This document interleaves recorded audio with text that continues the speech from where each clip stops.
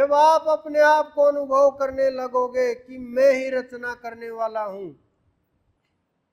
ये नहीं कि मैं ही कृष्ण हूं, मैं ही राम हूं, भेद आ जाएगा, अहंकार आ जाएगा।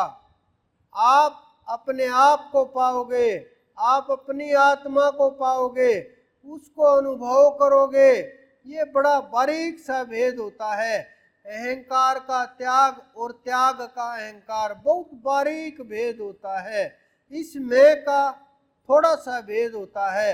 ये मैं, एक मैं होता है अहंकार का, एक मैं होता है अहंकार रहित। ये वो अहंकार रहित अहंकार, ये वो ब्रह्म का मैं होता है, ये सोहम का मैं होता है, ये अहम ब्रह्मास्मि का मैं होता है। ये वही मैं होता है जिसका वेदों के अंदर जिक्र है। ये वही मैं होता है जो श्री कृष्ण ने बार बार अपने मुख से प्रयोग किया। सैकड़ों बार उन्होंने अपने मुख से इस मैं का प्रयोग किया कि मैं ही सृष्टि का रचयिता हूँ, मैं ही सृष्टि को धारण करने वाला हूँ, मैं ही सृष्टि को चलाने वाला हूँ। सब कुछ उन्होंने जो शब्दों का प्रयोग किया वो उन्होंने अपनी आत्मा के अंदर स्थित होकर के किया। देखो, शरीर तो उनका भी गया, शरीर तो चला गया ना। आप ढूंढो उनके शरीर को, कहाँ है उनका शरीर, जाना पड़ा उनको भी। तो कौन तत्व था जो उन्होंने कहा कि कभी नष्ट नहीं होता? तो कौन तत्व था जो उन्होंने कहा कभी पैदा नहीं होता? कौन तत्व था जिसके बारे में ये कहा कि ये तो अजर अमर है? क्योंकि इतिहास में आता है, आप उठा करके देखिए कि उनकी जब आयु हुई तो शरीर के ऊपर प्रभाव हुए, कुछ भी हो, कारण जो भी रहा हो। कि ये लिखते हैं कि उनके पैर में तीर लगा और शरीर छोड़ के चले गए। कारण चाहे जो भी रहा हो, चाहे उन्होंने योग द्वारा शरीर छोड़ा हो, मैं ये नहीं मानता कि उन्होंने योग द्वारा शरीर नहीं छोड़ा होगा, क्योंकि वो योग सिखाने वाले हैं, वो योग का मार्ग दिखाने वाले हैं, वो योग का जीवों को उपदेश दे करके जगाने वाले हैं। वो जागे हुए महापुरुष जिनका हर समय आत्मा में स्थिति होती है। वो इतनी तेजस्वी आत्मा बिना योग बल के नहीं जा सकती। उनका जुड़ाव उसी के साथ होता है, क्योंकि ये समझो जिस प्रकार से राम के अंदर भी राम है, कि राम का शरीर अलग है, जो राम के अंदर विराजमान राम है वो अलग तत्व है। उसी प्रकार से श्री कृष्ण भी शरीर अलग तत्व है। और चाहे कुछ भी हो, चाहे प्रकृति अधीन करके आए हो, चाहे प्रकृति से ऊपर हो, लेकिन वो हर समय योग में रहने वाले महापुरुष, ध्यान में रहने वाले महापुरुष, स्वयं में स्थित रहने वाले महापुरुष क्या मात्र एक तीर से प्राण छोड़ देंगे? यह संभव है, क्योंकि वो उन्होंने अपने योग को साध लिया, उन्होंने अपने प्राण को साध लिया, उन्होंने अपने आप को जान लिया। अपने श्वास के द्वारा योग के ऊपर चढ़ करके और सवार हो करके तब वो निकलते हैं। ऐसा नहीं कि वो गए, तीर लगा और साधारण आदमी की तरह से प्राण छटपटा करके छूट गए। ये योगियों के साथ घटनाएं नहीं होती।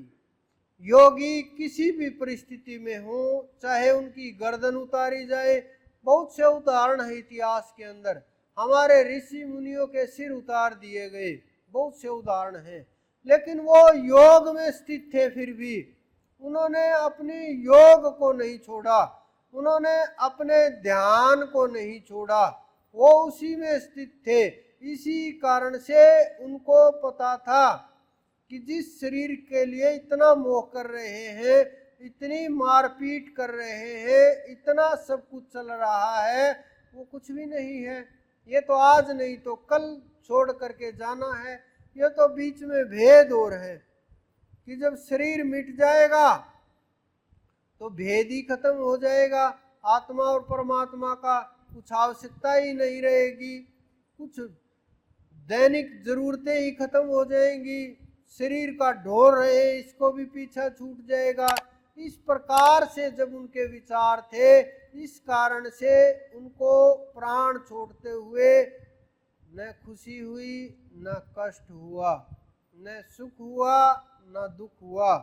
बस एकाग्रता थी, मन में कोई विचार नहीं था, न शत्रु का, न मित्र का, न परिवार का, न संसार का। यहाँ तक भी उन्हें कोई संसारिक देवी देवों का कोई विचार नहीं होता। अगर ये चीजें भी बीच में आई प्राण छूटते समय, तो फिर शरीर धारण करोगे और उसी योनि के अंदर चले जाओगे। जिस देवता को याद करोगे उसी के लोक के अंदर चले जाओगे।